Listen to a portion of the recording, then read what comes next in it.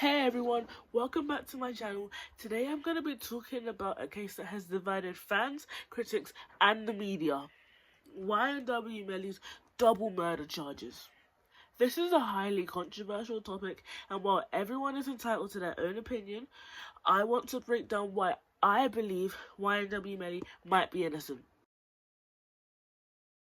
For those of you unfamiliar with the case, YNW Melly, real name Jamel Demons, was arrested February 2019 and charged with the murder of his two friends, YNW Juvie and YNW Sat Chaser. Prosecutors alleged that Melly shot them in a car, staged the crime scene to look like a drive-by shooting, and then tried to cover it up with the help of his co-defendant, YNW Portland. Now, the trial has been ongoing with a lot of conflicting evidence and testimony presented. Many people have already made up their mind about whether Melly is guilty or not, but I want to go over some reasons why I believe there's reasonable doubt in this case. Firstly, let's talk about motive. Prosecutors have never convincingly established a clear motive for why Melly would kill two of his close friends. These weren't just casual acquaintances, these were people that he grew up with, people that were with him as he was rising in the music industry. Why would someone in the prime of their career do something that would jeopardize everything for them?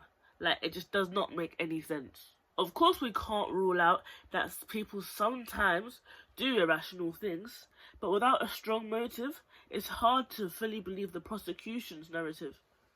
Next, the forensic evidence. Prosecutors claim that the ballistics and forensic analysis suggests that Melly was the shooter from inside the car.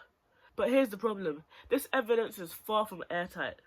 Several experts have come forward to dispute the angle and trajectory of the bullets, claiming that the evidence doesn't conclusively point to Melly as the shooter.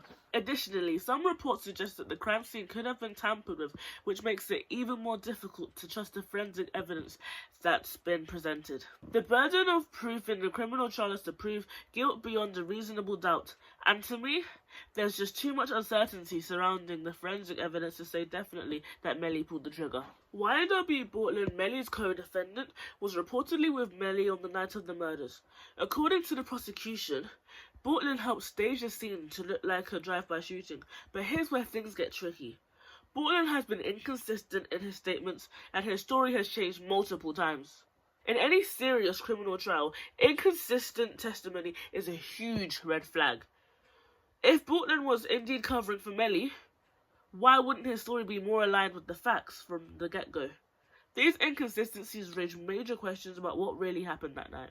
Finally, let's talk about the role of the media and how public perception can often influence our views on guilt or innocence. YNW Melly's case has been highly publicized, and from the beginning, the media narrative has often painted him as guilty. But we have to remember that public opinion isn't evidence. The media can often sensationalize details and create bias long before a verdict is reached.